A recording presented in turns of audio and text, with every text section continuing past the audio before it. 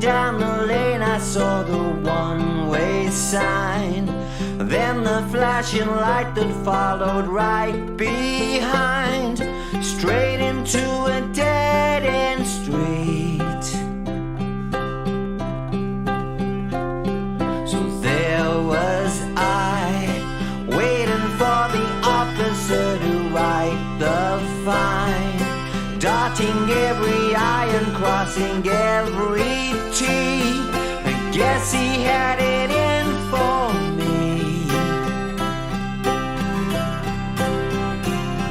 And I'm so sorry, I've gone and done it again.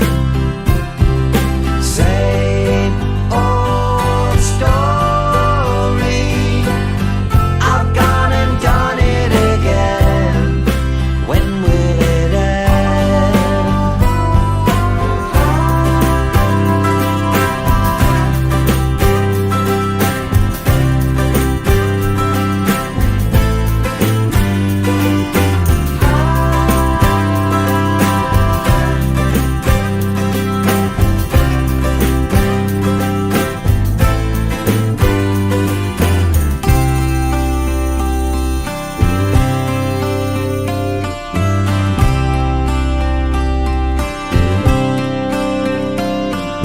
Blurred white lines screaming down the lane I saw the one-way sign, then the flashing light that followed right behind, straight into a dead-end street.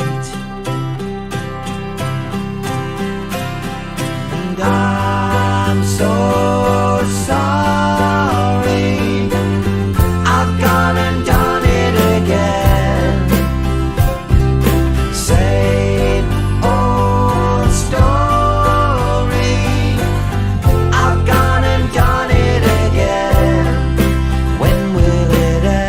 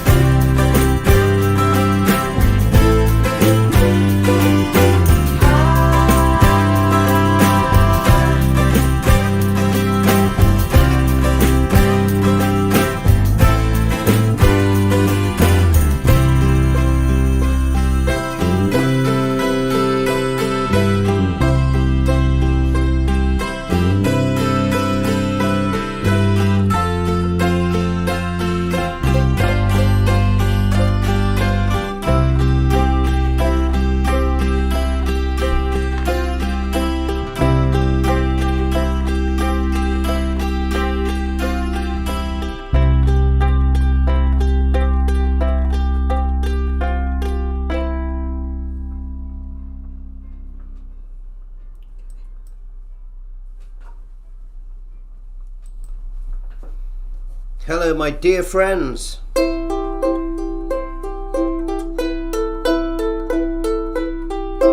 Yes, that was me. A song called Blurred White Lines. I wasn't playing it live. That was the record, but I was just playing along to it, you know. I like that song as well. Everything on that I played myself, even the drums, even though I'm not a drummer. Anyway, thank you for joining me today on this last one of the year. Before we go any further, I'd like to wish my father, my dear old dad, a happy 90th birthday. Now, he's in the Lake District today, and the Lake District is a part of England that is probably currently underwater because we've got a big storm thing going on at the moment. So if you hear any banging and howling going on, it's not Lynn, it's the what? You're a bit elongated. I'm elongated. Oh. See, your face is a bit. Oh yeah, I look rather elongated. Elongated musk. Is that better? But it's whether you can now see the I look guitar. thinner. I don't care. I don't care about the guitars. I just want to look thin. So you Lynn, so you deliberately gave me a fat head. People may think it's my brother. Anyway, where were we? Yeah, happy birthday to my dear old dad. He's 90 today, and he's in the Lake District. I hope he's all right because it's blowing a fucking gale here. It's really, really bad. Can you hear the wind? So happy birthday, Dad. Incidentally, it was my dad who taught me how to play that ukulele when I was 6. On Christmas, I got a ukulele, and he taught me how to play this. Red sails in the sunset, away out on the sea. Oh, carry my loved one home safely to me. Fancy teaching a 5-year-old son, kid that tune, eh? Anyway, he went on. Clearly, he must have been reading, playing a day, because he went on to become an electrical engineer and a head of division of British Telecom. So that's where his musical career ended, and it's where mine began. All right. So he got to wear the suit, and I got to wear the black top and the silly hat. All right. But anyway, happy birthday, Dad. You're a good lad. All right. Where are we? So this is the 11th live stream of this particular year. It's gone really quick. Really quick. For those people who are new to what I'm doing, these live streams are all about you. For those people that follow me during the months and see that I put 2 tutorials up, usually a week. One on a Wednesday, which is usually a little bit easier than the ones on the Saturdays, because I like to cater for the beginners.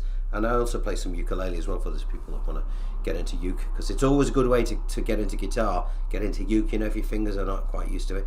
So these live streams are all about you, asking me questions about the stuff that I've done during that particular month, or any aspects of your playing that you're struggling with. People, and offer the answers to these things are quite simple. It's like a magician. Once you know what the trick is, you realise you think, why didn't I think of that? So I'm here I am Gandalf. All right, I will sort of expose the tricks of the trade. You ask me the questions, they're all lining up here. I'm going to give you a little bit of time to get gather your thoughts together, and we'll put them together. Now, today I got a couple of things I'm going to do. Where are we? Not that one. Let's get my little thing together. Let's have a look.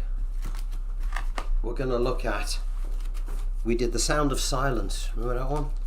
We did that one, Simon and Garfunkel. We had a look at that, which was cool. We did, again, I did this before, we did House of the Rising Sun, which was the trick to House of the Rising Sun. Everybody, including me, when we all learned to play that, they seem to have modified it now, the tablature, because it always had the 3rd string on the A minor, sort of. It always had to be played in the chord position, when, as everybody now knows, or they should do if they watch this, it's played with an open 3rd. I think I'll have to get a cushion to sit on here. Always play the 3rd string open. That's the little trick for that particular track. So we looked at that one, which was cool. I did some basic chord progressions, how to move from one shape to another without cocking it up, without scuffing it and sounding daft. We'll go over that. I'm going to save that one. We'll look at that a little bit later on. We did Dust in the Wind, which was, I did it like this. I have my own little simplified way. I'm a simple guy, so I do my stuff in simple ways. Okay, simple ways for simple people. Okay, so you can learn it the complicated way if you like. The result will be the same. It'll sound exactly the same. Your audience will know it's the same. It's just that you'll be able to learn it a lot faster if you just get your head around it. Try and cut out all the information you don't need. All right, you can always learn that later if you're interested in whether it's a B flat or whatever you want to call it. Just learn how to play the damn thing, and then we can take it from there. So, Dust in the Wind we did. It's a great one for people who are learning how to do their Travis picking. We did Albatross by the brilliant Peter Green, the wonderful Peter Green, and I'm sure that, I don't know which came first. Was it Sun King, that beautiful piece on Abbey Road, that bit that came first, or this? I'd be interested to know. Some of you clever people out there might know the answer to that. So have a look. We did that. We did Across the Universe by the Beatles. I thought I'd get more interest in that one, because it's a great song, but that one, maybe you thought it was too hard to play, but it's not really. It's quite simple once you know what you're doing. Again, watch the video. Across the Universe, a great Beatles song. Fantastic. Then, now, I've got a bone to pick with you lot. We did, we had a look at, where's my thing gone? We had a look at Last Christmas by Wham! George Michael. What a brilliant writer. I think he's #1 again now, because it came out 40 years ago. It came out the same day, or the same week as the Live Aid record, Feed the World, which got to #1, which was great. Here we go. Thank you, Lynn. I'd like to say my tea's gone cold, but as I haven't got one. Oh, is it got yeah, George Michael. Last Christmas. What a great song that is. But not many of you gave it a go, you know. And it was great for ukulele.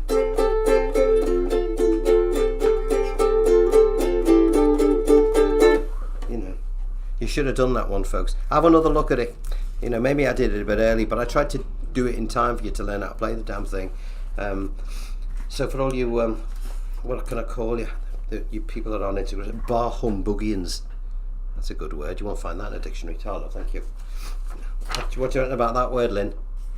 These people who haven't watched these Christmas songs I've spent ages putting up, I'm going to refer to them as bar humbuggians. I know, it's cool. It's a Fennah original. And we did that one, and then by Wham, which is great. So, you know, beautiful song. It's one of my favourite Christmas songs. Along with this one, Slade, which, you know, I remember in, 1973 at our school disco, you know, because Slade were the band in Britain. Over in America, I don't know how successful they were there, but in Britain they were the biggest band for a number of years, you know. Christ, it's tuned to drop D. Never mind, you know the song. I'll have a go at it later for you. Merry Christmas, everybody. That was that one. We did that again. You know, it's not done too bad actually. Did quite well, that one. There's a few Slade fans out there. And then I thought, sod it, I'm going to do something really simple. But I wanted to incorporate one of the most famous guitar riffs in the world. So we did Satisfaction. And I did it in a way that you could play the chords and also play the lead, you know, the sound of the lead guitar. Where's me the guitar? Hold on. Let me just see the way I majestically spun around then. So we did this. The riff goes, but we can't do that and do the rhythm at the same time because they're moving up the neck. So we went.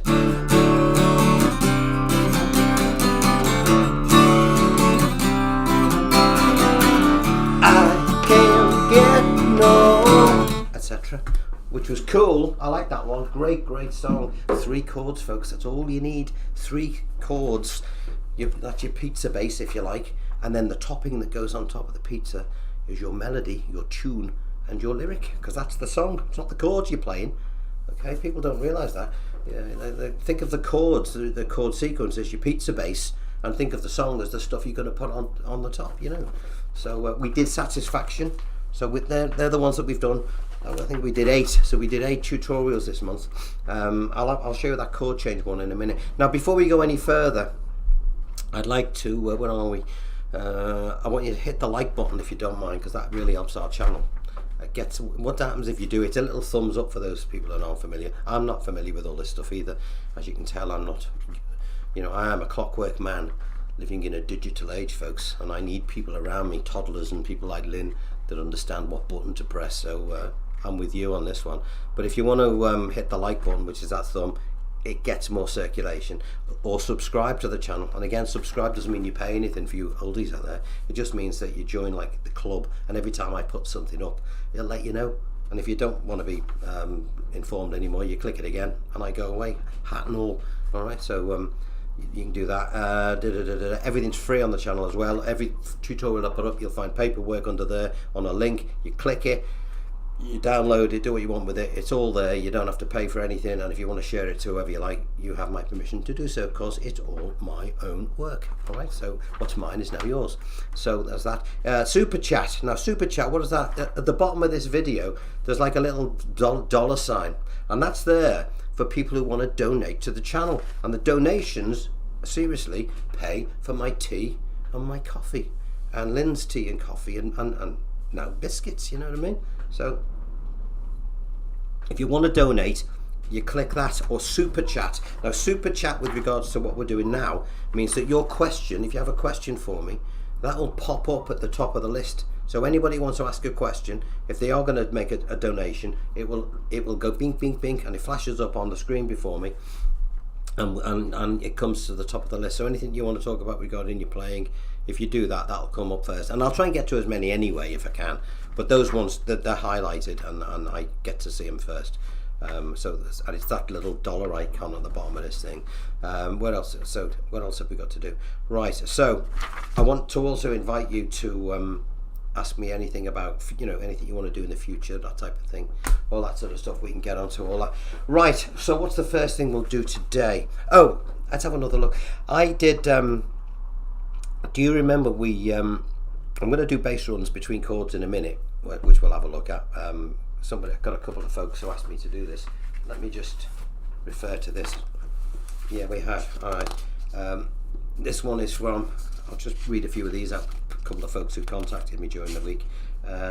This one is from, who's this one from? RLD 9000. Roy Diamond.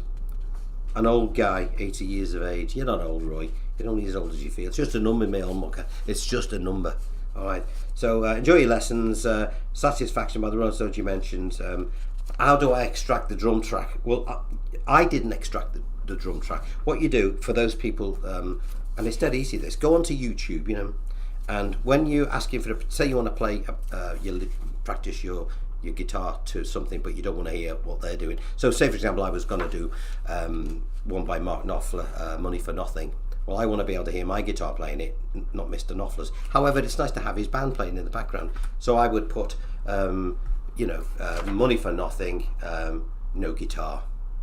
Or in the case of Satisfaction, Satisfaction, Rolling Stones, isolated drums. And some bright spark out there, because there are a lot of them, a lot brighter than me. You'll find a number of them where you'll hear the track, and you'll hear just the drums. And you can do that with any of the instruments. You could be isolated bass if you're a bass guitarist and you want to learn the bass line, and you can do that with any song, because I would guarantee you that nearly all of them have it. So when I was doing Roxanne by the Police, I just put Roxanne, the Police, no guitar. So I'll get the track. Andy Summers is taken off, and it enables me then to play it and hopefully show you how good it sounds, even though Andy Summers is not on it, and and how accurate what we're going to do is. All right. So there we are. So that one is off Roy. There's this one off Bass Runs. This one is from John O'Connor. So John, I got this one first, so I'm going to do that for you in a minute. We're going to look at the bass runs. I'm doing yes. John has asked me to do bass runs between C, G, and D. And we'll do that, C, F and G as well. So thank you for that. What do you mean Christmas songs were coming down on Boxing Day? What I meant by that is, on Boxing Day, along with, I don't know whether the Christmas tree is coming down, but I think Boxing Day we'll all have had enough of Christmas songs by then. Sorry, this all in. Yeah. Oh yeah. Oh, was that Rad? Hello, Rad. John, where is he? Your things just popped up. Oh, thank you for what a nice donation. Is that a little Christmas thing? I'll tell you what, we'll be able to buy some mince pies with that, John. Thank you for doing that. You're a gentleman and a scholar. Rad. Let's have it, Rad. I hope that later you can do a vid on embellishments and extensions on the 12-bar link. Well, listen, for you, Rad, I certainly will. 12-bar link. Can you remind me to 12-bar. About the 12-bar links? Doing some of the more flashy stuff. Yeah, we'll have a look at that. It's that, again, that's a sort of an extension of doing bass runs between chords. So yes, we'll certainly do it. Thanks again, Rad. Much appreciated. Where are we? Christmas songs. On another one, how about the vid on finding your voice? You mentioned raising the capo. Well, finding the right key. What key do you sing in? I'll make a note on that and all. Key. We'll look at that in a minute. So we'll try and do that one. That one's of Eric Miller. This one we got. The idiot proof lessons are brilliant. Well, thank you for that. I'll do them for myself, as you know. I'm thinking of buying a classical guitar. Could you recommend one that's good but not too expensive? I get asked loads of times of what mine is. I've got it here, hang on, and I can never remember. So I sort of got this by default. One of my mates had a Gibson Firebird guitar he was flogging. Let me just move this camera down a little bit. I had a Gibson Firebird, and he never played it, and he was. I think he asked me if I'd buy it, so I bought it off him. I didn't want it, but I think he was short of a few quid, so I bought this Firebird. It was a great guitar, but it just didn't suit me. It was a bit, weird shape. So I took it to a place in Manchester to say if they wanted to buy it, and I noticed this classical guitar, and we did a straight swap actually, and it is a Manuel Raimundo constructor, and it's I don't know whether you can see that. Can you see that? Have a look at that. So if you whoever wants to know what guitar I use, that's the one. Now I know that the this particular make, you can go up to about 25 grand. This one was about 800 quid, 900 pound, and in classical guitar terms that's really cheap, but it's a lovely guitar. So that's what I use. But you can get nice Yamaha classical guitars as well now, and they're great as well, But this is sort of more of a traditional one. So that's what that is. Let's have a look at these. Where are we? This is off Paul Harland. Will you do a lesson on using a pick? I've tried so many times, but still got it to my fingers. Well, look, the trick to using a plectrum is making sure that you're using the right plectrum or pick or whatever you want to call it. I always use one that's it's a bit like, you've got to think of it like the Three Bears and the Porridge. It's got to be just right, okay? So I think a 0.73. None of these flashy ones with bits of rubber stuck on them and all that crap. All they'll do is fall out your bloody hand, something like that. Now the trick to holding a plec, I'll do this now, otherwise I'll forget. When you're holding your plectrum, don't hold it too tight. If you hold it too tight, first of all, don't have your hand in a ball. Keep your fingers like this, like a fan. Okay. The plec, keep it sort of 90 degrees, like that. Like imagine a little birdie pecking, okay? And you let the plec flit. That's a good word. Flit with an F. Flit across the strings like so. And if I do it slowly, you'll notice that I'm not holding it too tight. Otherwise, it will catch in between the strings and act as a barb, like a barb. And it's really uncomfortable, okay? And it takes a little bit of time. If I tried to do this with my other hand, bearing in mind that I am actually left-handed, I would struggle because it just takes a little bit of time to get used to the amount of pressure because it's something new, okay? But fingers out like this, plec between your first finger and your thumb. Don't hold it too tight, and you don't have to be strumming away at chords to practice strumming. You can just play your favourite song or whatever it is, or a metronome. And you just, and that's what you do, okay? So I would say 0.73, no heavier, no lighter. If it's like a bus ticket, you will try to overplay, and if it's too heavy, it's like playing with a sixpence. And it might be all right for Brian May, but it's not all right if you're playing on acoustic. All right, so let it flit. Okay, not too hard. Okay, so I hope that helps. If you look at the master classes I've done, I did 8 of them, and I go into great detail on a couple of them, specifically about how to strum and how to use a plec and posture and all that sort of stuff. So have a look back at those 8 master classes. I might put them up again over the new year, because a lot of newcomers, because I've had 2,000 more subscribers again this month, which is fantastic. They haven't seen them because they're new, obviously. So there we are. Let's have a look at this one. This one is from Paul Needham. And what he's asking, thanks for answering the question about classical guitars a couple weeks ago. I'm not intending to barge you, but I always wanted to play Delta Blues stuff, but struggled doing the droning bass until we did Ride a White Swan. Well, good. So you got it now. That's great. I'm glad you got that, Paul. Does all the picking usually have the bass on the beat? Well, sort of, and not all the time. Like Ride a White Swan is quite a unique one, isn't it? But see, Bolan, he was a great songwriter. He wasn't a brilliant guitar player. He when you listen to the record of Ride a White Swan, he played the bass separately. Apparently, it was him, not Visconti, and he just went. He did that, and on the guitar. maybe dubbed it. What I've done is.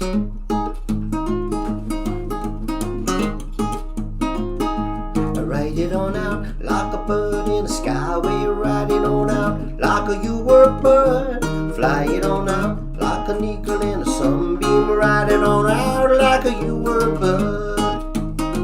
So I'm keeping the thing going, and it sort of comes about from that sort of Chet Atkins style.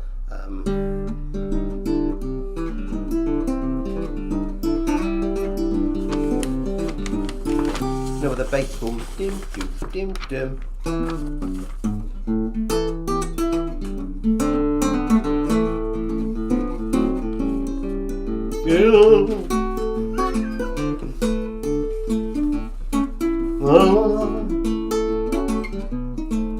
Oops.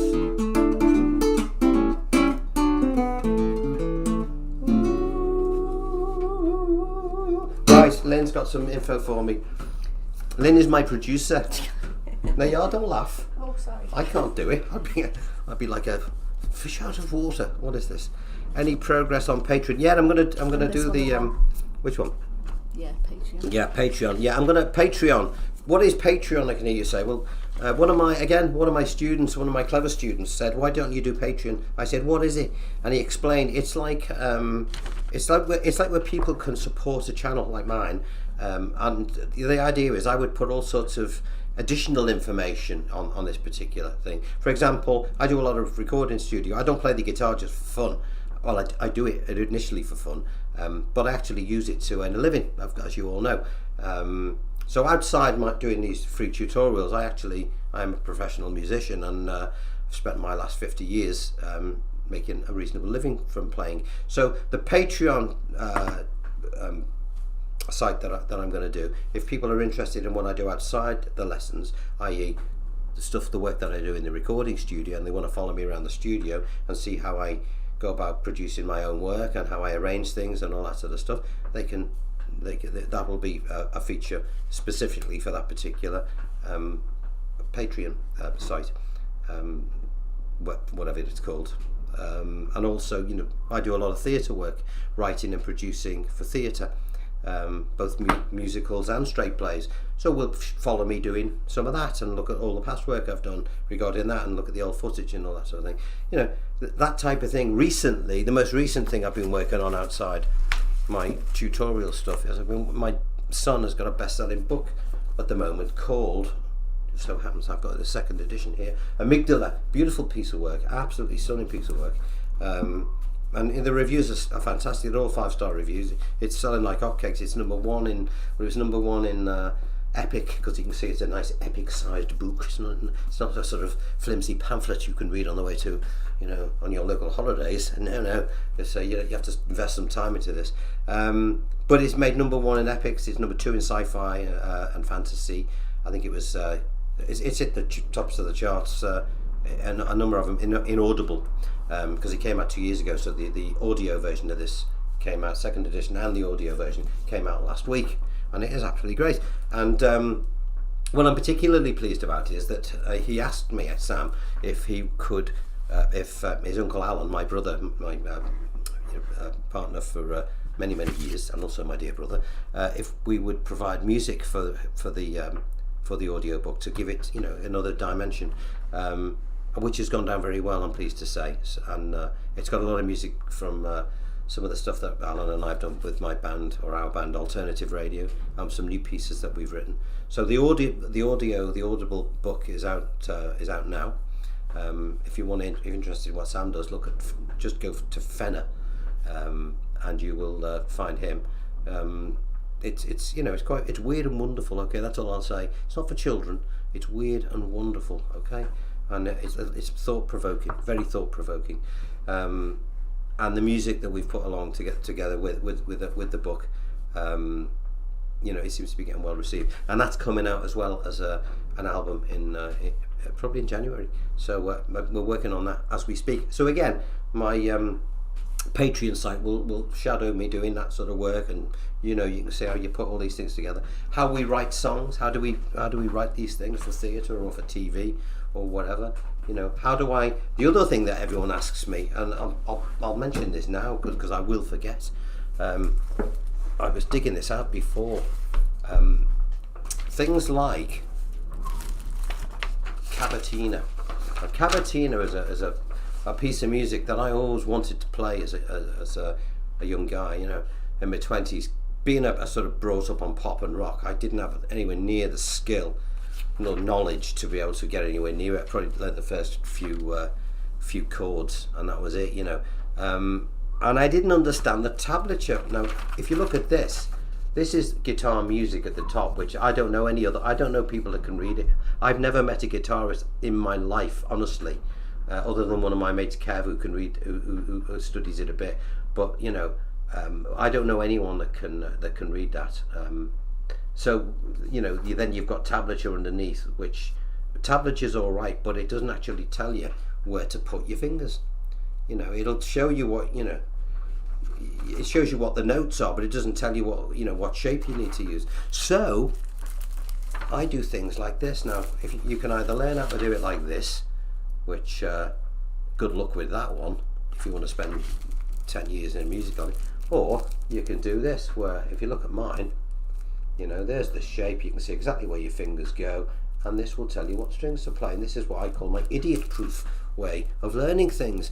Okay, because you can't cock it up. You put your fingers where the dots are, obviously, and then you hit the strings that it tells you to, and hey presto, you're playing cavatina, all right? And all that matters is that you play the thing well, okay? If you want to learn out all the ins and outs of the theory behind it and what all these crotchets and quavers mean, well, by all means, you can go ahead and do that. Will it help you play it any better? No, it won't, because, you know, you've got to get your hands dirty. You've got to get in and start playing the damn thing. All right, but Patreon, I'll be spending a lot of time showing people how to do that, because then maybe you might want to use the same technique for your own stuff. All right, so I'm going to charge you about, I don't know, it'll be about $10 a month for people, but it directly supports the channel and it helps me do things like this. And the more support I get, you know, the more time I can devote to doing these things. All right, as I say, this will always be free that I'm doing now, but the other one, there's all sorts of behind the scenes stuff and all those little bits, all this video extras and all that sort of stuff, so that'll be fun, especially for those people who are interested in recording and how to mic up guitars and, you know, stereo, and how to work out how do you pan instruments around so they sound good, how do you know, arrange vocals, you know, if you're doing a particular thing. So all that, we like doing all that. Right, do you own any, this is off Tom, do you own any Gibson acoustics? I don't, Tom. I've got a number of Gibson electrics, you know, one you can see in the background here. I've played them in the studio, but I don't own one. I've got my Taylor, and I've got a Takamine EN20. You know, I got those, and a Martin, which I gave to my son, Al, who's he's a great player and all. David Archer, new to the channel, loving your cheat style, and that's great. Cheers, mate. And Phil Palmer, cheers, Phil. Would you consider Long? That's a beautiful song. I would consider it. I haven't done yet, but now that you've suggested it, it's one for the old thinking cap. I'll have a look at that one. We've got do I play bass? Yes, I play bass. If you listen to my album Junction 39 and nearly all the alternative radio albums, I'm the bass player on everything. So anything with the strings, I do. You know, ukuleles, yeah, I play. Bass is a beautiful instrument. I teach bass as well, by the way, and a little bit of mandolin. Kev, Mr. Marsden, tenor. Excuse me, Alan Walker. Happy Christmas, Rob. Thank you for all your great, isn't it? You're welcome. Kev's one of my wonderful students. And Kevin, I'm sorry I had to miss the lesson the other day. I was dying of the flu. I don't know. I never get a cold. I never get the flu. But last week I had to cancel rehearsals and everything in order just, you know, because I've got this bloody gig coming up. So I had to have a couple of days to try and recover. But thank you for that, Kev. John, I can finger pick, but I can't play with the pick. I can hear it scratching on the scratching of the pick on the strings drives me nuts. Any clues? And what are you? It depends what guitar you're playing it on, John. You know, as I said to you before, don't hold it too tight. You know, I shouldn't be playing it with a nylon. You know, if you hold it too tight, you'll get that sound. You just got to keep doing it. You know, remember that guitar playing or playing any musical instrument is a physical thing. It's like a sport, all right? It takes time for your body to get used to doing what you're doing. What else have we got? Lynn's brought all these little bits up here. What else have we got? Got another one here. That's the one for Dale LeBron, new to the channel for 3 weeks. Welcome. I'm loving the acoustic guitar. You know. What else have we got? And we've mentioned the Patreon thing, haven't we? You know. Yeah, I'm going to do it in. I'll launch it in January. Okay, I'm just. You know, I'm recording some bits for it actually now. I was in the rehearsal room the other day, only briefly because I said I've not been too well. But we recorded some stuff, Brother Al and I. And the Patreon it'll take you through the rehearsals and then the sound checking, and then of course we've got this gig coming up on the 20th of December, which we'll do, and there'll be some filming of that. And it's just to show you the process of how we pick the songs and and all that type of thing. So that that's what the Patreon will be all about. It's good fun actually. I think for those people who are interested in the other side of the business, the music business, and what we all what we use the playing guitar for, I think you might find it of interest. If not for yourself, but maybe you've got younger members of your family who would find it interesting. Because we've been around the block a few times, don't you know? Been signed to 6 record labels, not 1, 6, and as many publishers. Not always great ones. Here we are again. It's how Lynn. Can't get near you because of your big head. Sorry, come on, in you come. See, we do it the traditional way. Do you always leave your guitar on stands? Yeah. Well, I keep them on stands or I'm on the couch. I should treat my guitars with a bit more reverence, and I'm afraid I don't. But I do use them. They are tools, But I have see when you up here, where you're seeing me in the little sort of upstairs top of the house space, in my space downstairs where I do my one-to-one tuition. All my guitars are sort of hanging up around the room on proper stands. Some of them I bring up here when I'm doing these when I record my stuff, because it's a smaller room here and it doesn't it's not as ambient, so you get a better sound. John has asked, how about doing a lesson on Hall & Oates? One of my good mates was a big Hall & Oates fan. I think they were signed to RCA as well. I'll check. What is it? Thank you for talking. A bloody lovely finger picking tune. Well, I shall give that a go, my friend. Lynn will remind me, because I know she will. She's good at all that sort of stuff. And Steve has asked me, how do you remember all the songs? I'm still struggling with Here Comes the Sun. You're just playing that often. You just remember. It's like driving a car for all you folks who know how to drive a car. When you first start driving, you're struggling to remember this, that, and the other, and not kill anybody at the same time. And yet, when you've been doing it for a few months, you get from one place to another, and you often wonder how the hell you got there. So there we are. What else have we got? So there, I think we've done all that, haven't we? Yes. So fine. So what was I going to do now? The other thing I wanted to show you today. Excuse me a minute. I need to have a quick. I've got my stuff here. When I was a younger man, in the olden days, on top of my Marshall 4x12 amplifier, which weighed half a ton, sitting on the top of it in a gig, there'd probably be, I'm ashamed to say, a glass of whiskey with ice usually, a pint of beer, 20 Benson and Hedges. One of them would be burning away, trying to look cool in the end of my guitar, And whereas these days, that was then, it was a long time ago, don't do any of that now. Now what you find on top of my amp is some Rennies, Heartburn, some local zones, some paracetamol, and the only thing that I've ever snorted is Vicks Sinex Microsoft or Microsmith. Alright, so how times have changed. And the amplifier, what we do is when we get older, we don't choose our amps now by how good they are necessarily. We choose them by how heavy they are. Okay, so times change. So there we are. So if you hear me snorting halfway through, I'm not snorting cocaine or anything. I'm snorting on my Vicks Sinex spray. All right, let's just clear that one up before we go any further. All right. Right, now the other thing I want to show you. A couple of months ago, I got sent.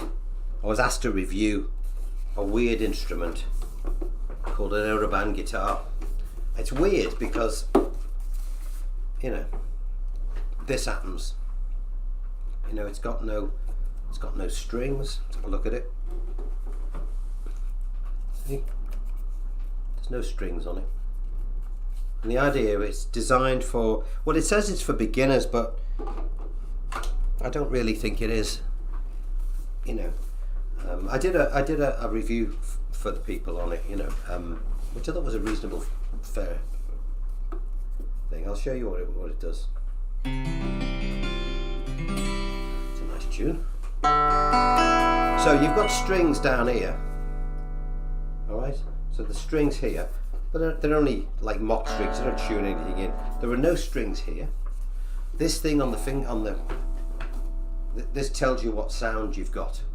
Okay, it actually can get on your nerves after a while. I lent it to my brother Al a couple of weeks ago, and he goes, those colours were doing my head in because they were just too bloody bright. So let's have a look. What sounds this?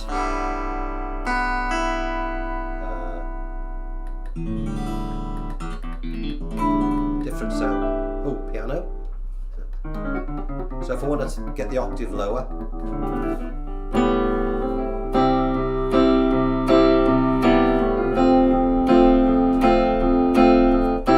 Imagine there's no heaven.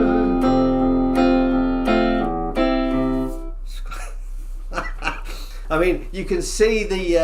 I'm going the wrong way here. I'm trying to get you in shot, and it works. It's a weird fucking thing. Give my swearing way up past the non-rob, was it? Can you see that better?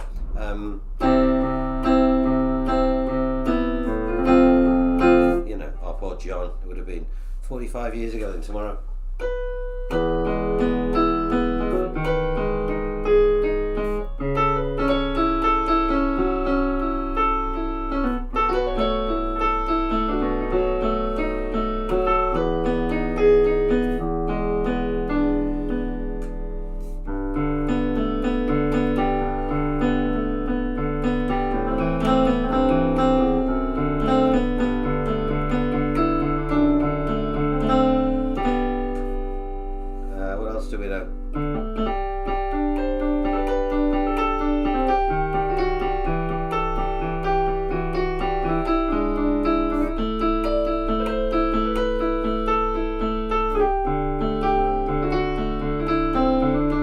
You've got to be careful with it because it doesn't like the sensitivity.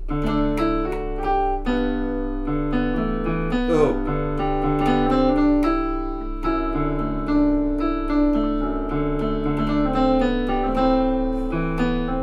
But it's got.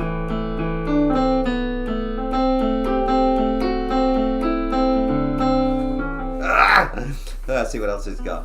Yeah, because it's got no strings. When you know, you can't really control it as you would a normal guitar. What else have we got?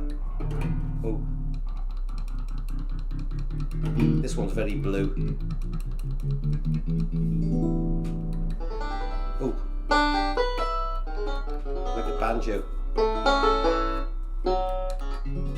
Shit, hit the wrong one. Forgive me.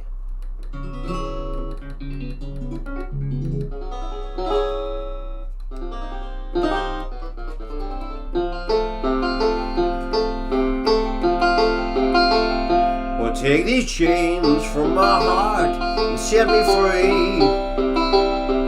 You are still and no longer care for me. All my faith in you has gone. Only heartache lingers on. Take these chains from my heart and set me free. That wasn't really the best interpretation.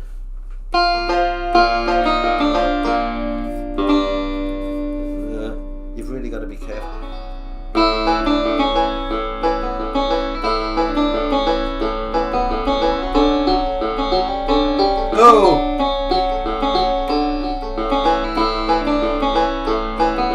cool in some ways, you know. It's fiddly. I used it on. I'm making a new album at the moment, and it's been slated this by everyone. Nearly everyone on YouTube has slated it. But there are some, you know, it's you can't. I think what it is they marketed it as a beginner guitar, and it isn't really. You know, if you look at it, if you were to see this, you'd say, wow, that looks really cool. I'll do all my Jimi Hendrix and all my, you know, flashy stuff on it, you know, as an electric player would. And clearly you would assume that that's what this was. You'd say, well, it looks like an electric guitar, so it'll probably play like one. Well, on the contrary, it doesn't. It plays more like a classical guitar. So this instrument is all right for those people, those that can finger pick.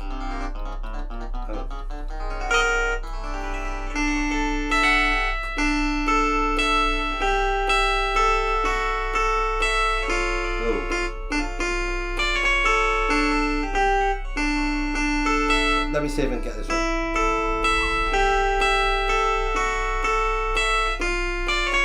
Picture yourself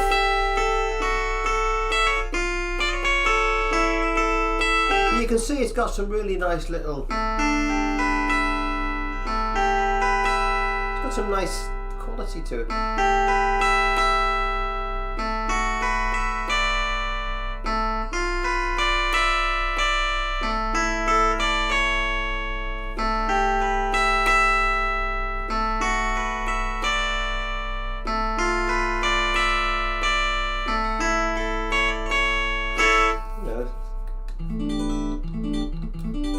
So it's called an aeroband guitar.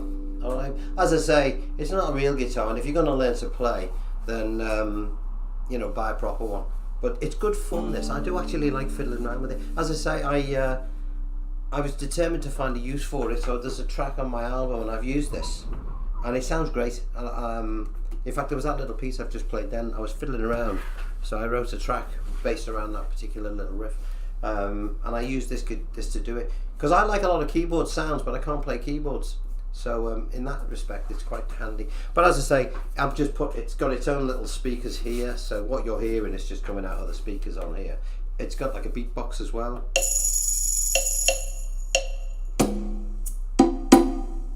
I don't know how to change the tempo or anything.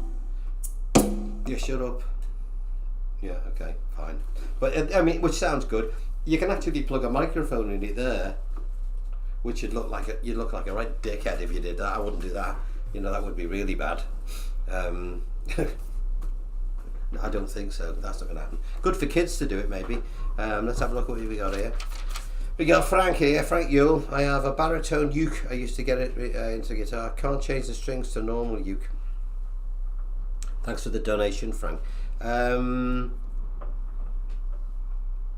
Can you change them to normal uke? What you want to do is just, you know, go onto the internet and just put, you know, guitar, you know, a uke string, baritone uke strings, and whatever it suggests, they'll be the right ones. I'm not all that up on these things as well for ukuleles.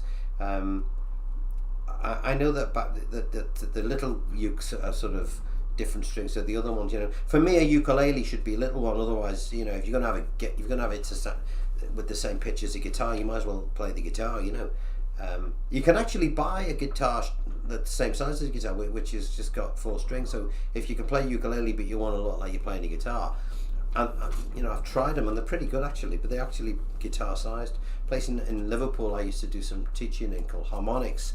Used to stock them, so anyone, you know, good place. You know, highly reputable. I can recommend them. But if you go there, I'm sure that they will advise you on that. What else have we got? With the Patreon, do you also focus on teaching guitars for beginners? Well, I do that every Wednesday. But yeah, you know, I mean, the whole idea of the Patreon thing, we'll do a little bit more on that. I practice daily, having problems with some chords, but we'll definitely support your channel. Well, that's fine. Anyone that supports the channel, as in via Patreon, it's all about you, as you know. And with this, you know, anyone that wants anything, you know, I'll do what I can. But yeah, for Patreon, if you're subscribing to the Patreon, is it a channel Patreon? What is it? What is it? A club? What is it? Patreon? It's just it's an extension of this, you know.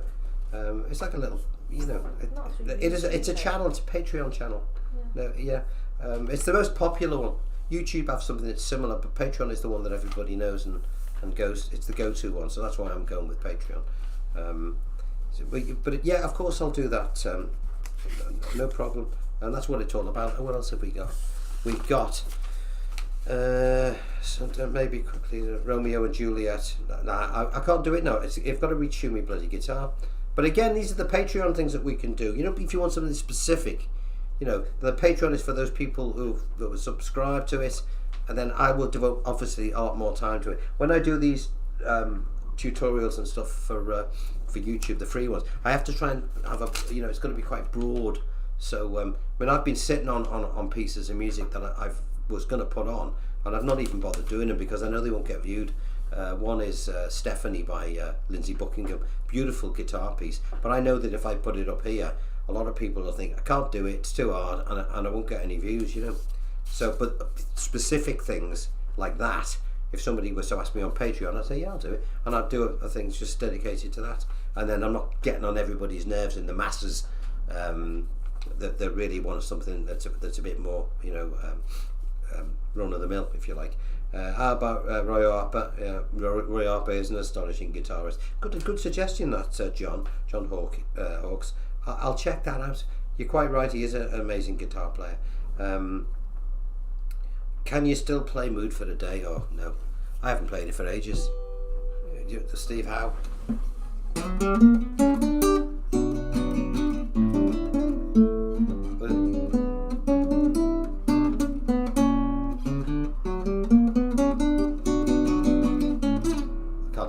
I'll have to learn it. See, what you've got to remember, and this is a good lesson for all you out there, you watch me playing these things, right?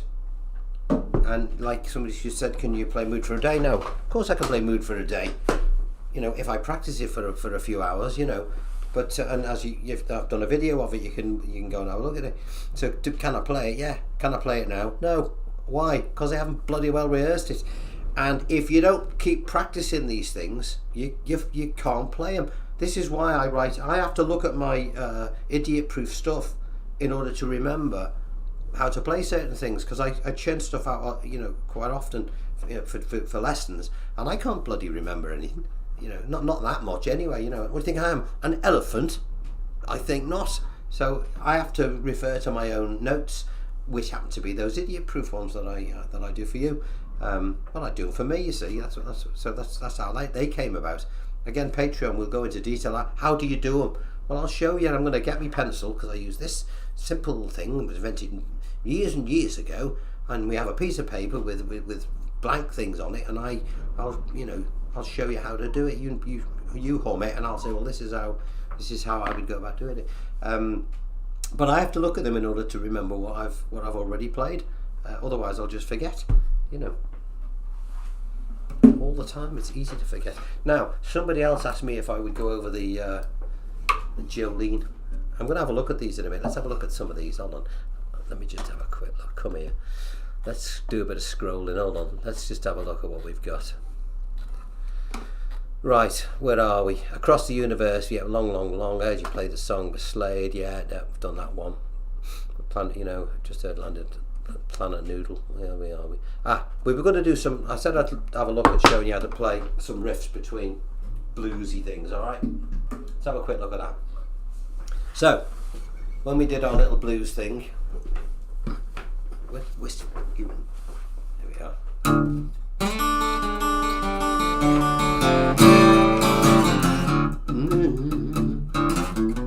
So there's one.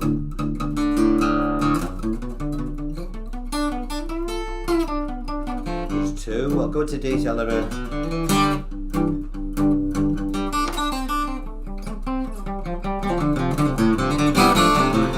There's three.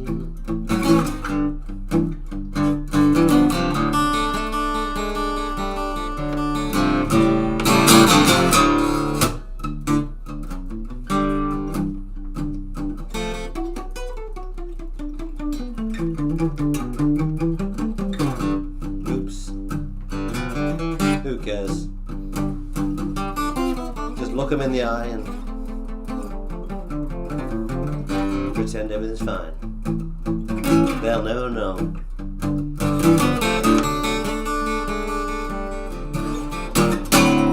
Right, so what was I doing? Well, I was playing 3 chords. I was playing E, abbreviated. What does that mean? Instead of doing it like this, with 3 fingers, I was using the first finger and doing it like that. Making sure not to strike the 3rd string here, because of course I'm not covering it there as I would be. So, and that, why am I doing it? So I can fiddle around with these. So one of the first thing I'm going to do, I'll show you this first little run. So 1 and 2 and 3 and 4 and. Okay, let's show what's happening. I'll show you the notes first. Bass string, I'll keep this finger on. 3rd finger, slide it from the 3rd to the 4th fret. 5th string at the finger position here, and then 3rd finger on the 5th string of the 4th fret. 1 and 2 and 3 and 4. On that 4, that's where the slide is. And 4 and 1 and 2 and 3. And you just put it in now and again. 1. Now on the main strum, I like putting a little couple of upstrokes. 1 and 2 and 3, all down. 1 and 2 and 3 and 4, up, and then just a little kick, da, da, da. And then break it up. And I come up on the 4th string sometimes. Instead of going and coming down on the bass string again, I'll use the 4th string as an upstroke, as if to give the impression that I'm concluding a riff, as opposed to. Both are correct, it doesn't matter which one you use. 1 and 2 and 3 and 4 and 1. And again, 1 and 2 and 3 and 4 and 1 and 2 and 3. And we could also use that run to get to the A. 1 and 2 and 3 and 4 and. Okay, what am I doing to play the A? I'm just 1 finger again. Okay, the E was there, the A is now here, and I'm using my 5th string as the bass note. I usually put a thumb to dampen the 6th string because we don't want to hear in that. But we're going to hit it by mistake, or we're just going to hit it anyway. But as long as it's covered with this thumb, killing the sound, we're fine. We ain't got a problem. Okay, again.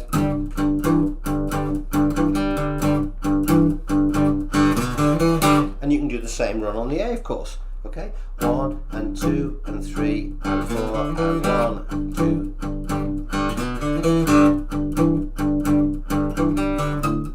Now I like to do when I'm going from an A back to an E. 1 and 2 and 3 and 4 and. On the and after the 3 and after the 4 and 1. From the A to the E again. 1 and 2 and 3 and 4 and. A bit of a bend. 1 and 2 and 3. And then from here, the simple way to get to a B, nice and easy, keep that finger where it is on the 5th string, okay, and play a power chord, put these 2 here, there's your B. We're not going to hit any other strings other than the 5, the 4 and 3, and we're going to go like this, 1 and 2 and 3 and 4 and. Now we could do a little step down, we could go 1 and 2 and 3 and 4.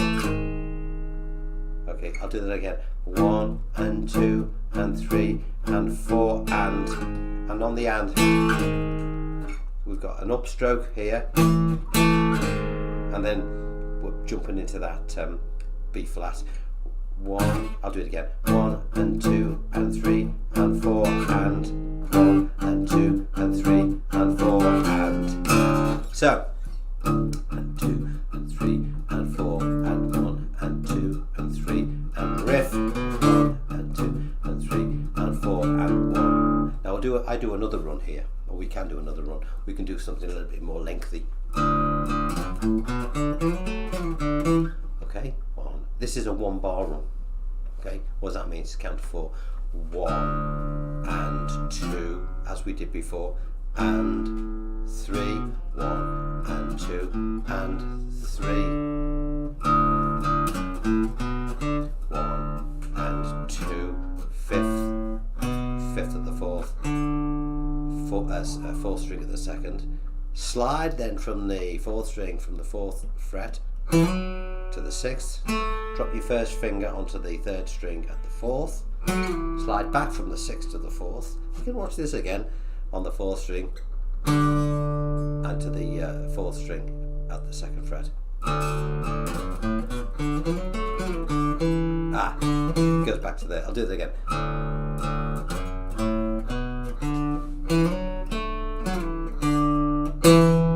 And then to your A. I'm getting, you know what? I'm getting interrupted here. Lots of people are asking for more blues. I'm doing it. No, you're not. So what are we doing then? You're making it. Oh, I'm read it doing. for yourself. As Basil Fawlty would say, Read I'm it for doing it yourself. now. Read it for yourself. Yeah, I don't think I've only got one head. Right, lots asking for more blues. Yeah, don't forget the 12 bar, mate. I've just done that one. Oh, sorry. Jesus Christ. Have you ever seen that Basil Fawlty episode where he's hanging that thing up on the wall?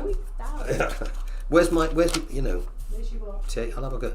Do you use a looper? No, I've got one, and it's not mine. A good mate of mine, Brian, lent it to me, and I looked at it. I looked at the manual, and I put it back in the box, and that was it. So, do I use a looper? I use it as a doorstop. No, I'm not into all the gadgets. I know it sounds. I watch these guys who can use them well, and I think, oh, that's great. But to be honest with you, it's a bit. For me, it's all. I'm more interested in singing, playing, writing stuff rather than looping stuff around and adding bits and pieces. It's not really for me. I do appreciate watching people who know how to use them, though. That I do.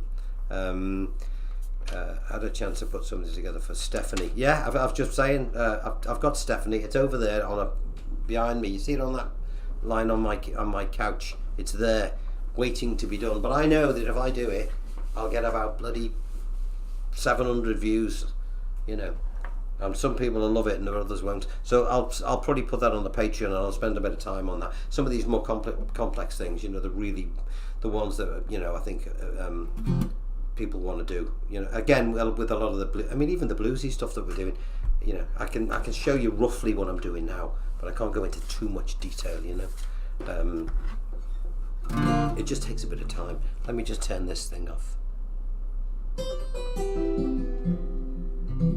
Sounds like bedtime music, doesn't it? Andy Pandy, remember him? He was a weird guy. Going to bed with Teddy and Looby Loo. Yeah, in those days, folks, that was perfectly acceptable. Not like today.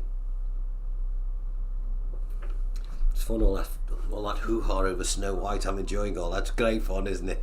Hey, Jesus, Where's our Beth? You've been on a bloody cruise. Jesus. Would you consider posting Stephanie and You've Got a Friend? I'll do You've Got a Friend, actually. I'll do You've Got a Friend over Christmas, Beth, as a tutorial. I'll do it. And Mark Edwards, Delta Blues stuff. Well, the Delta Blues stuff it's funny because all these things have got they get different names as they go on. I remember when R&B stood for rhythm and blues, and now it means some rapper.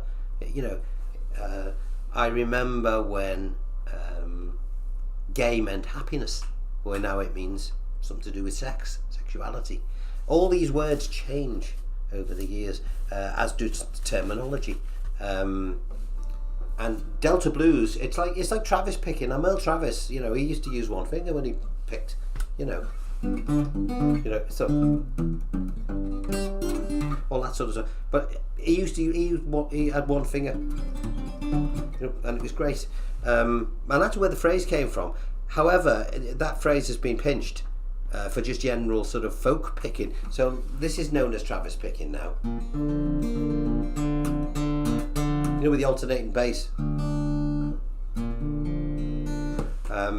Which technically it isn't, and some people do pull me up over it and say, Rob, that's not really Travis picking, and they're quite right. But then again, if I was to, I don't know what to refer to it as then, because most people now refer to it as Travis picking. So do I, But Delta Blues, that Delta blues thing I did, I think was just, again, it was very similar to the thing that we just did with the 12 bar. It's really a bass line, that's all it is, which has been used in everything from the Beatles. Say you want a revolution, well, you know.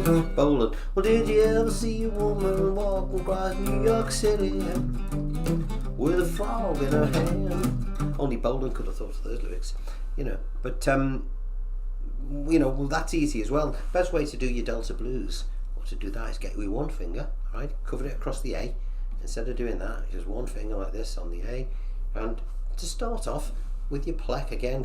Don't have your fingers in a ball. Never play them in a ball. It's horrible. Oh, here we go. I've got a Winnie the Pooh mug. Thank you. You mentioned Snow White. You got your hat on. Yeah. Well, we'll have that on later. Lynn's got a Christmas hat on. It's not even. No. There we go. It's finally come to that now. Yeah, hang on. Have you still got that dog? Yeah. Where is it? It's just it. Yeah, I'll bring it in. Lynn was getting on me in nerves earlier. She kept playing this thing. Yeah, I'll bring it in. Let's see if we can do it. I'm gonna have a guest vocalist here just before we do our Delta blues. Where's that ukulele? Yeah, I'll bring it here so people can see. This thing's been getting on my nerves for about 20 years, and I reckon that I can play along to this guy singing. Let's try it. Go. Let's get it out the way.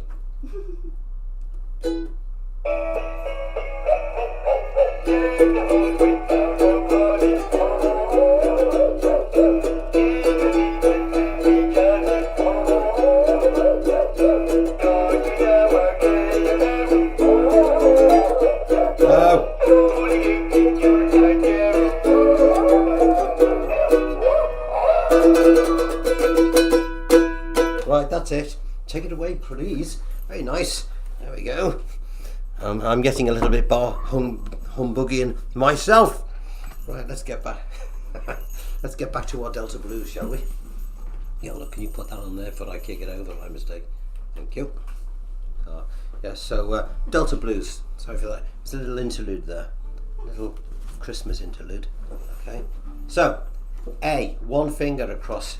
Your 4, your 3, and your 2. Now, the important thing to do is, before we look at the left, let's just look at the right hand. All you're going to do is come down on your 5, up on your 3, twice. I'm not putting any fingers on you. Okay, 1 and 2 and then do the same coming down on the 4th string. So 5, 3, 5, 3, 4, 3, 4, 3. Punch. It's like strum, jacka, jacka, da, but you're sort of pulling out those strings. Okay, so with this hand, there's your A. Okay, just one finger. This third finger is going to bounce up. No, you can use your third finger, or if you struggle with stretching, use your little finger, or use a capo. Let's use a capo, shall we? By the way, I've detuned my guitar a little bit, 2 frets. So if it sounds different to yours, that's why, because I can't sing. If it's too, I always have mine to standard detuning now. So I'll put a cap on. So what have I done? Why does that make a difference? Well, it brings the frets closer together. So if you feel that you can't stretch enough, put a cap on. No problem. That's what we all do. That's why they were invented. All right. So let's do it again. So as I said before, down on the 5, up on the 3, twice, and then the same on the 4 and 3. Now, the first time you'll just play your 5th string open. The second time you do it, you'll put your 3rd finger on the 5th string of the 4th fret for the downstroke. Bring it off when you come up, and then do the same on the 4th string, first time open, and then on the 4th string of the 4th fret. Put it together. 1 and 2 and 3 and 4, and so on. Beats 2 and 4. That finger, your 3rd finger, or your little finger, whichever one you can get on there, will do that. Okay, this finger stays. 1 and 2 and 3 and 4 and 1. So in effect, what you've got is a guitar and a bass guitar, but you're playing them both at the same time on the one guitar. And when you go to D, you play a straightforward D like this, and do the same thing but coming down on the 4 and up on the 2, and then down on the 3 twice, same as before. 4 2 4 2 3 2 3 2. This time on beats 2 and 4, your little finger will go on the 4th string at the 4th fret. 1 and 2, oops, 1 and 2 and 3 and 4 and on beat 4 it's on the 3rd string. And when you want to change back to the A on the half beat, what does that mean? The and after the 4. Just bring your bloody fingers off and go like this. It sounds crap on its own, like this, but in context you won't hear it. Watch. It sounds great.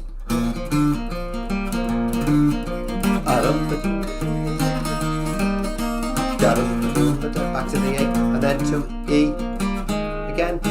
Open, no one's going to hear it. To your E. What are we going to play for E? Oh, just one finger again across there. Do exactly the same as the A, but just one string nearer the ceiling. So 6 and 4 this time. 1 and 2 and 3 and 4 and 1 and 2 and 3.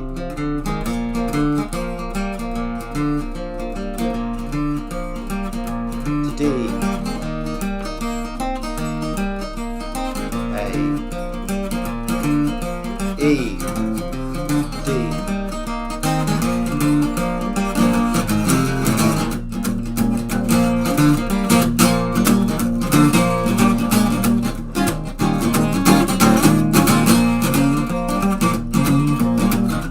Lynn's dancing.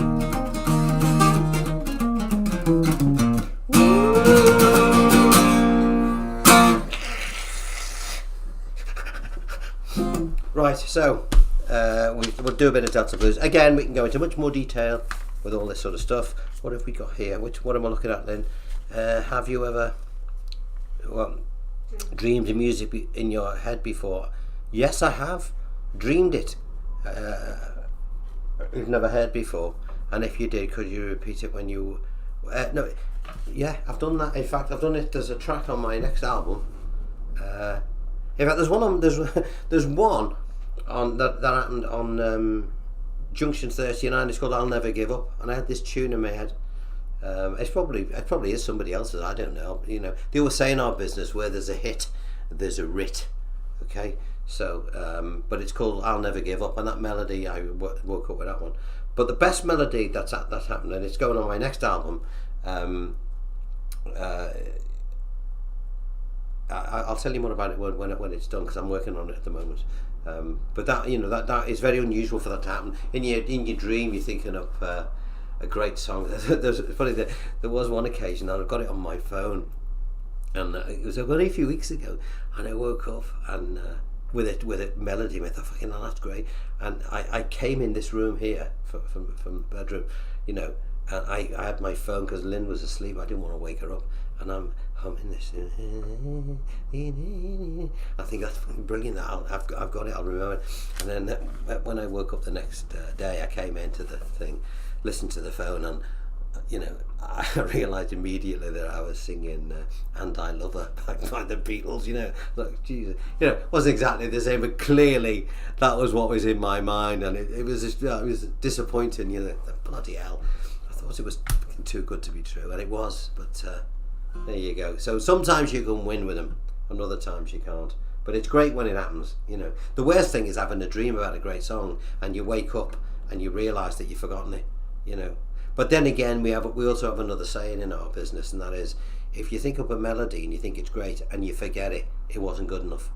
Because if it was, you wouldn't have forgot it. All right. So there we go. I've told you my old grey whistle test story, haven't I?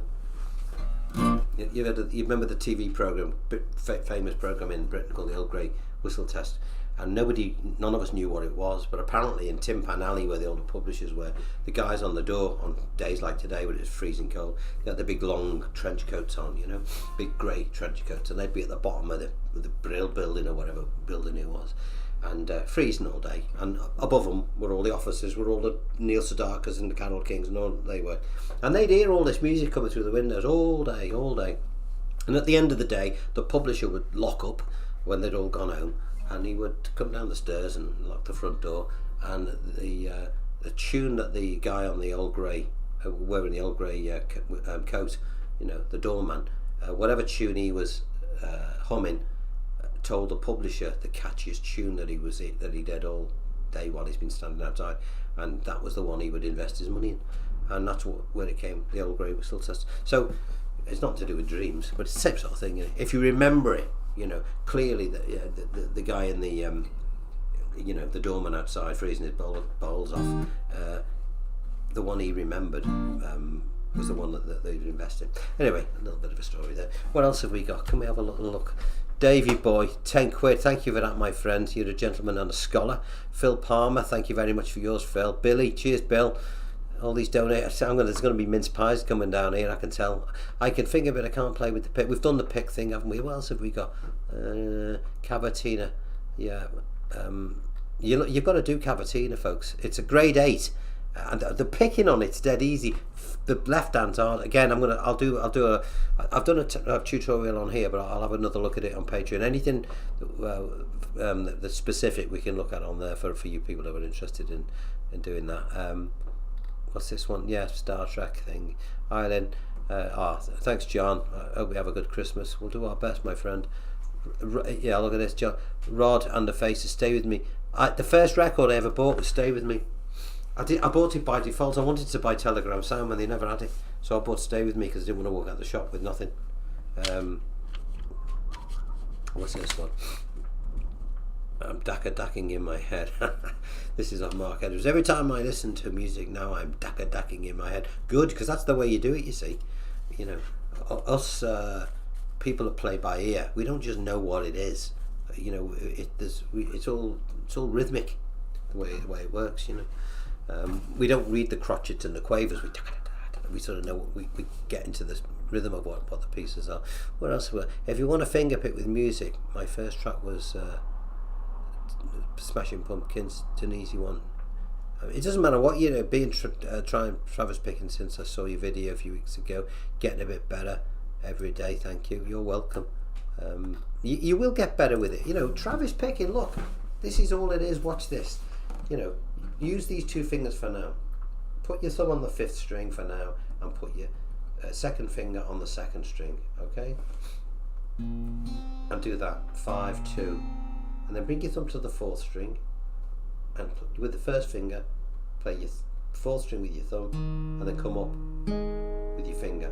So 5, 2, 4, 3, 5, 2, 4, 3. That's all you're going to do, okay? 3rd finger doesn't do anything at the moment. You can just leave that sitting on that string. So again, 5, 2, 4, 3.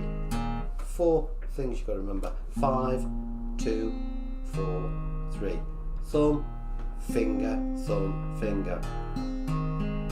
Now if you look at the strings that we're playing, these are the outer strings, aren't they? The 5 and the 2 are outside the 4 and the 3. So in your head, just say outer, inner.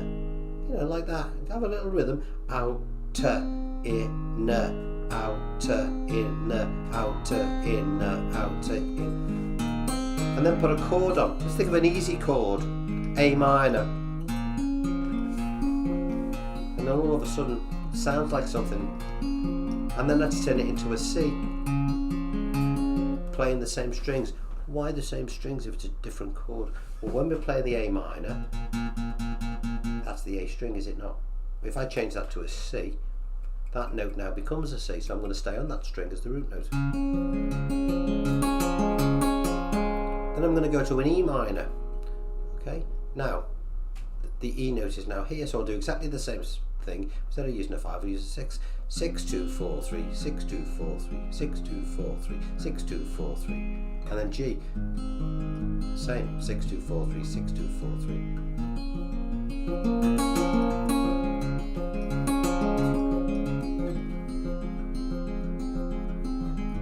Now watch what I do. I'm going to count it. Watch what I do. I'm going to exaggerate a movement on my left hand. I want you to watch what it is. 1 and 2 and 3 and 4 and 1 and 2 and 3 and 4 and that 3rd string I'm always going to play open, and like House of the Rising Sun. 1 and 2 and 3 and 4 and 1 and 2 and 3 and 4 and 1 and 2 and 3 and 4 and 1 and 2 and 3. when you've got the hang of doing it like that, you'll say, well, I want to introduce a bass guitar now, if you don't mind.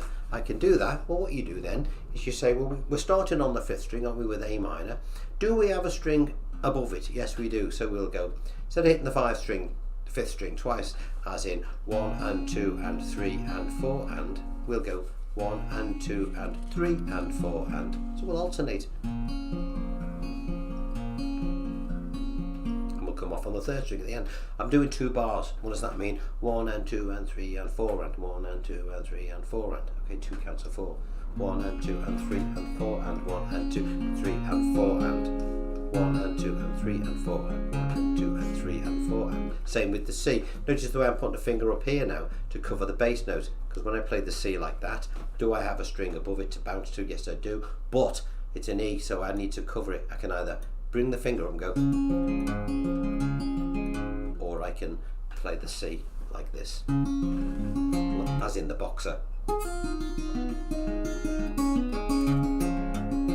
Alright, and all that Ralph McTell stuff. E minor, if it was on E minor, now E as we spoke about before, the bass notes here, do I have one above it? No, I don't, so I'll bounce to the one below. So 6 2 4 3 5 2 4 3 6 2 4 3 5 2 4 3. When I go to the G, again the bass note is here because that's the G note. 6 2 4 3, bounce to the 5.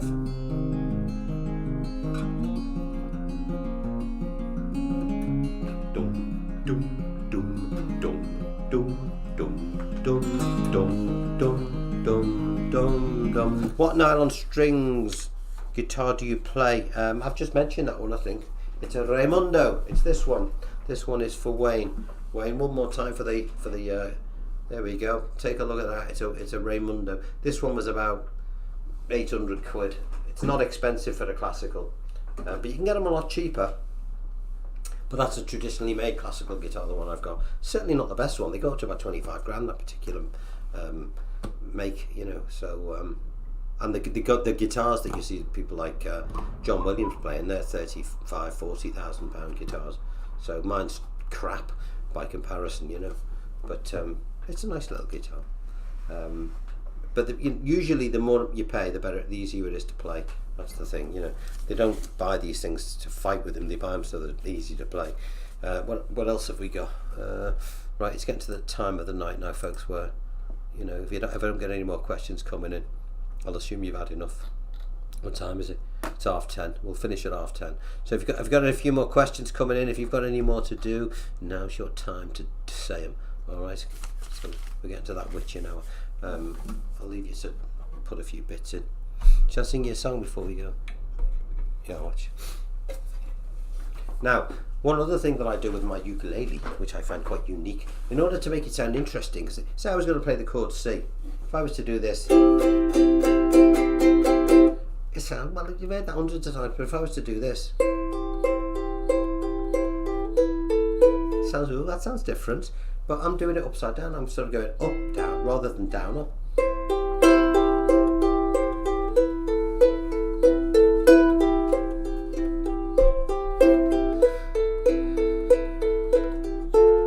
Michelle, how about a uke lesson for Michelle? I've done it. I've actually done a uke lesson for Michelle on this very channel. It went.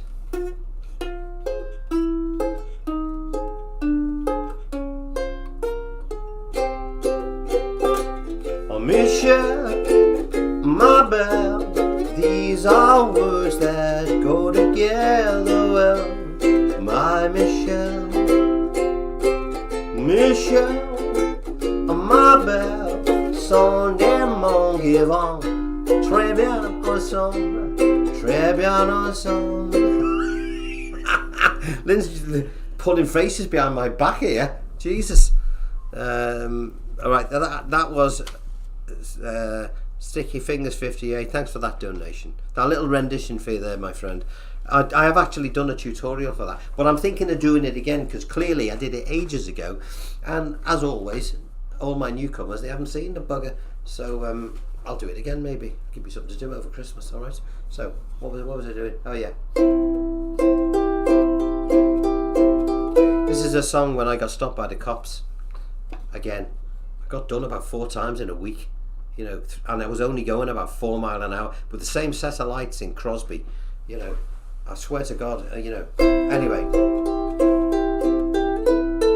so this is where this came from. Blurred white line, screaming down the lane, I saw the one-way sign. Then the flashing light that followed right behind, straight into a dead-end street. So there was I, waiting for the officer to write the fine, dotting every I and crossing every T. I guess he had it in for me. And I'm so sorry, I've gone and done it again. I said that to Lynn. Same old story, I've gone and done it again. When will it end?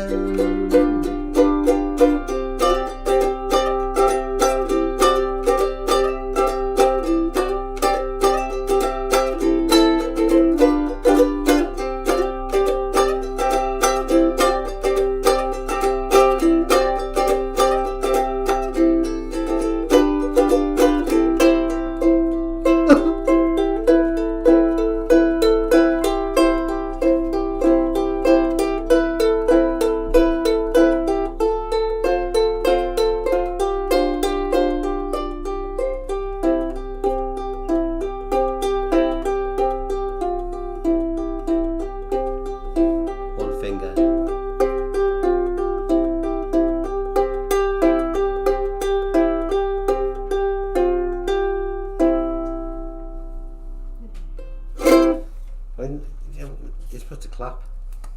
Thank you. Didn't hurt, did it? Right. John, thank you very much, my friend. Nice donation there. And thank you. I'm glad you enjoyed what we were doing. Right. Frank, where are we? Where? I can't see. I'm going blind, you know, here. Well, I can't do it. Where are we? At the R up. See, now you've ruined it. What is this? I've got a big thing. See, I'm hopeless. Why is that over there? Well, just click off it. Ow. Over here. Oh yeah. See, Lynn's telling me how to do it. An easy way to play a B chord on the guitar. Well, B. Just read a couple of those.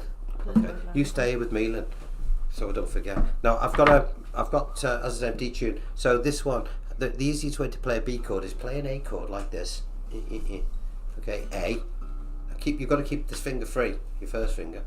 A sharp, B, and put a bar across.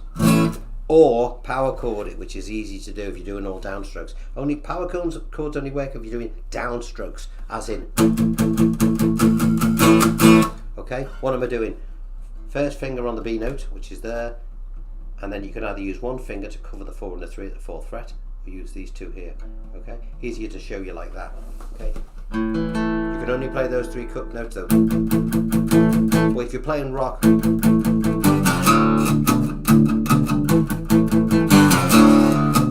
it's that, like that thing I did in the blues thing before, saying that's the B. Now there was one other thing I was going to do. When you're changing chords so you don't scuff them up, okay, let's go from an A minor, say, to an E minor, and it works on any chord you're playing. Okay, I'm going to do 1 bar on A minor and then 1 bar on E minor. Okay, now watch what I'm going to do, and make sure you do exactly as I'm showing it. 1 and 2 and 3 and 4 and no fingers, hit the strings. 1 and 2 and 3 and 4 and while your fingers are off, you move into your next shape. You're making the shape in the air and you land it for beat 1. 1 and 2 and 3. Same again. Okay, fingers off. You don't hear it, do you? You just hear sounds great, doesn't it then? It does. That's fantastic. Do it any chord you like. G, D, C,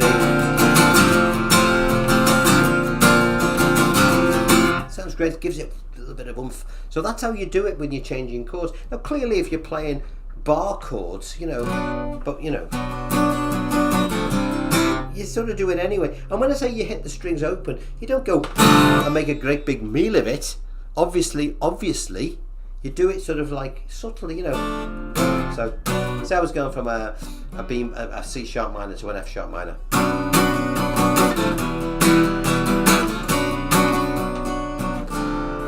It's there, but you don't really.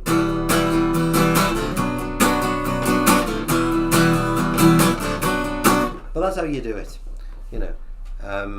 What else have we got? Have you written songs for other performers? And is there a different approach to writing with other? Not really. You tend to. A couple of people have covered some of our stuff. We've written for theatre, and of course, writing for theatre, we've written for female artists. So we have written for a lot. In fact, there's quite a few bits and pieces that we've done for female vocalists. I like writing for other people. It's good fun. Because I mean, in my head, when we write, we always imagine somebody else is singing a particular song, and we write it for them in effect. So what else have we got? How to smoothly change bar chords, please. Well, there's no real. It's more or less what I've just shown you. You know.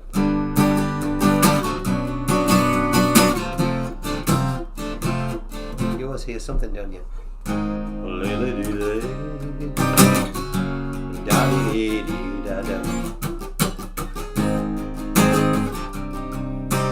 You'll always hear a little bit of this. You know, it's always there. In isolation, it sounds really weird. But on YouTube, if you look at the bottom right of your screen, you see a little cogwheel. You go to your favourite songs, particularly the fast ones, and slow it right down, and you'll hear things like.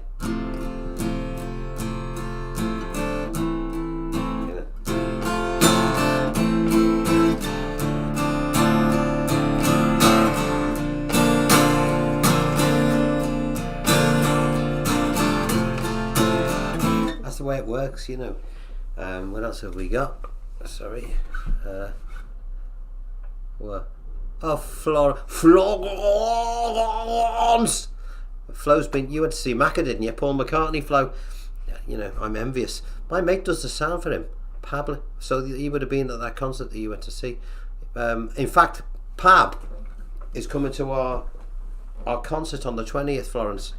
So you'll be able to tell Mr. Paul Boothroyd exactly what you thought of his sound for Paul McCartney at the alternative radio gig on the 20th of December. When is it? Next week? Week on Friday. So there you go, small world, eh? Macca's sound man. He's not doing yours. No, he's not doing our sound. He's coming as a guest. He said he wanted to come along, so we managed to squeeze him in. We do anything for our mates. He's a good lad, actually, Pab. Great lad. What else have we got here? I put B with a B flat ring, finger position. There's lots of ways to do it. Depends when you're playing these chords. By the way, it depends what song you're playing. You know, and also you might see in a book it says B flat, and you think shit B flat. What it probably doesn't tell you is that there's a capo on the guitar at the first fret, and you're playing an A, which is B flat, isn't it? A sharp, B flat. That happens a lot. That's why capos were invented, because in the old days people had played B flat because a lot of the Chuck Berry style bands, they had brass instruments playing with them, and B flat was the standard tuning for them. So B flat, that's why a lot of those early rock and roll recordings like Johnny B. Good stuff are in B flat, because that was the sort of standard key. Whereas it's much easier to play an A. So a lot of the time, we'd put a capo on a fret 1 and play it in A, or we'd just play it in A. Okay, but sometimes that's what happens. And when these songs are transposed by trained musicians, hired by the publishers, then that know nothing about guitars because they all play keyboards. They will just write the chord out as it is. They won't say, "Oh, well, the guitar player used a capo at fret 2 and he played an A shape." He'll just write B. All right, so you got to watch for things like that. What else have we got here? Florence. Cheers, Flo. It was superb, but ours will be better. Well, thank you for that, Florence. You can't beat Macca, can you? What's a good beginner's acoustic guitar? And how much should I spend? Don't buy a shit one. because if you do, you'll never learn to play it. Crap guitars, the cheap guitars are usually hard to play. You're better off, I always recommend, every guitar I have, the best guitars, I buy them second hand. They're played in, and you know, so buy a really good make. Try and get a, you know, something like a second hand Martin or a Taylor or a Takamine or one of those ones, an older one if you can get hold of them. Something that's where the wood's settled and it's seasoned and it's, you know, it's been well played. And that's the way to do it, you know, much better than a new guitar. My advice, any advice to become a better Travis picker, yeah, you do this. You don't do anything else other than this.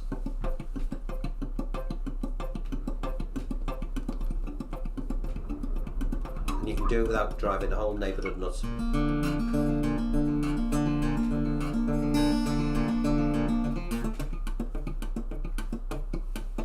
Outer, inner, outer, inner, out. You do that. You keep doing that. Don't do anything else. Just do that, and it'll sink in. Okay, and you'll be fine. Have you done Feeling Groovy? Oh, Nick, no. This is for Nick. Now, Nick, I was speak of the devil. Nick asked me last week. Nick's one of my wonderful students. Friday morning, 9 a.m. Lots of coffee, slightly bleary-eyed on occasion. Hey, Nick. Nick's just brought a wonderful Taylor, second-hand, beautiful guitar. So I pointed out to him as soon as he showed it to me that the you know, there's no excuse now for not being able to play it well. The guitar avenue of excuses has now gone out the window because the guitar was absolutely beautiful. Very like this one. And Feeling Groovy, again, one of the easiest ones to play. You know, play a C as we did before. You can do this now. We can do it just before we leave. Okay, we're going to play. You're watching, Nick. Watch that thumb doesn't go walk about, young man. So we're going to play. Or just keep your fingers grouped like this: 3, 2, and 1. Okay, and your thumb here. Okay, we're going to play 5 and 2, and then a 4 and a 1. 25% of it's played. All right. Then bring up your second finger to the 5th string, and drop your little finger onto the 2nd string of the 3rd fret. This is a fragment of the chord G. It would be written down G stroke B because we're going to play a B bass note. But really, forget about all the nonsense. All we're doing, I'll try and get that finger out of the way, is this one and this one. So all we're going to play. 5 and 2 again. Then 3, 4, 3. So we've got, it's a shuffle rhythm.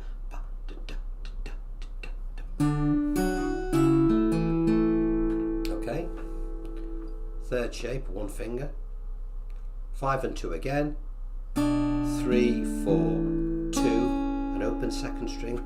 And while that's playing open, your bass finger will go onto your 3rd finger onto your bass string at the 3rd fret, and you'll play a 6, 3, and then drop your little finger down onto the 1st string and play a 4 and 1, which is the chord G. So we've got 5 and 2, 4 and 1, 5 and 2, 3, 4, 3. 5 and 2, 3, 4, 2, up to your G, 6, 3, 4 and 1. Put it together. And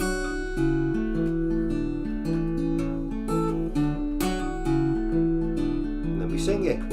Well, slow down, you move too fast. You gotta make the morning last. Just kick them down the cobblestones, looking for fun and feeling groovy. Yeah, I need some of my Vicks. Feeling groovy. That's all it is. Okay. Da da da ba da da da ba da ba da ga da. And that's how you think of it. Do da da ga da ga da ga da. Good do good da.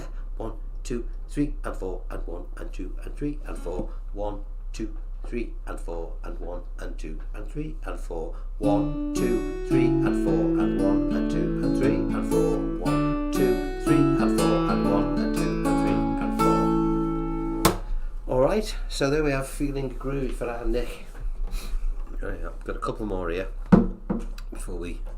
Where are we? Where we think I've kind of worked a way to play Blurred White Lines on guitar, capo 5th. Well, yeah, it would be capo 5th because that is, yeah, and you know, when you play a G at the 5th fret, it will work. Well done. We talked about that last week, didn't we? Because all a ukulele is a guitar capoed at the 5th fret with 2 strings missing. So well done, bang on. You're right there.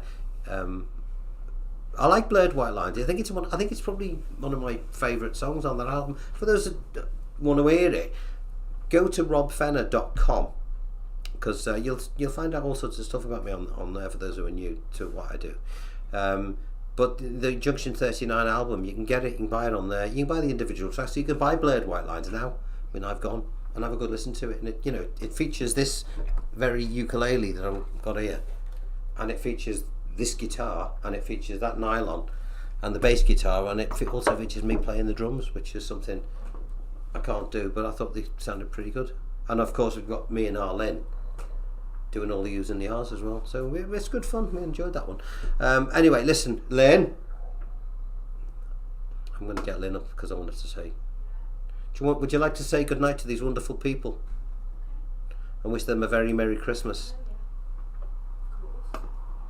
See that tree there? Don't be good. We haven't got one here.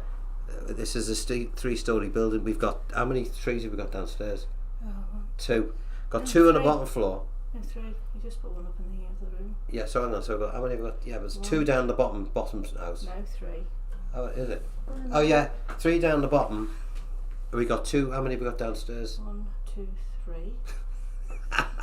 And how many up here? 1. That little one. That one. So we got about 6. We got about 6 or 7 trees here. That you don't like. It's got like musical notes. No, it's shit. It reminds me of receipts.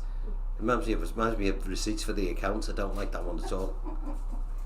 Anyone that's self-employed out there, folks, will know exactly what I'm talking about. All right. Anyway, come here. Get here. Wait, yeah. So we want to wish you all. No, I need to go behind. It's not hard. How hard can it be? It is hard with this. We want to wish you all a very, very Merry Christmas. Absolutely. Okay. We want to thank you for the tea and coffee fund. I drink it. Lynn makes it. Okay. So thank you for those donations to the channel. Although it's Christmas, I'll still be putting stuff up on the Wednesday and the Saturday. Not sure what I'm going to do yet. You can advise me. As I say, if you make it. I've got a few notes. If you make a suggestion, I'll see if I can do them. But failing that, you have I'll see it on Wednesday anyway. But the next live stream is going to be on the 4th of January, and on the 6th of January, and me and my 2 lads and Carmen. Lynn's, you're not coming, are you? Lynn likes a bit of peace. We go down to Loch Ness. We get a lodge on the loch, on the loch, and we look for the monster. Tradition. Yeah, we look for the monster, and we play Risk and change the world. You wouldn't want to be there. The 3 Fennahs all at it going at this. Oh no, Jesus Christ! I come back with a headache, but it's good fun. We have a good laugh. All right. On that note, folks, I want to wish you a very, very Merry Christmas, and thank you for all your support. Really, and joking about all the donations, very welcome. It does pay for the tea and the coffee and all that. But thank you for all your support this year. Remember to share the hell out of everything I do, because it's all free, and there's so many people out there want to play guitar, and if you tell them that they can just download it, I'm sure they'd jump in straight away. All right, so on that note, you have a nice Christmas, and for those people who are thinking of joining me again on Wednesday and Saturday, make some suggestions for what we can play. All right. Yeah, have a great Christmas. Yeah, but the most important, have a good Christmas. Safe. And a safe one. Now Lynn is going to show me how to knock this off, because I have no idea. See, this is end stream. End stream. So if I press it, will it suddenly go off, or will they still hear me and I'll look like a fool? Probably. Like the last time when I started swearing. You need to do both, that and that one over there. Which one over there? Exit. Right, should we try it? If you hear me swearing after I press these buttons, folks, you know it hasn't worked, okay? So, see you next time. Have a good one. Take care. Bye-bye. Have we started again?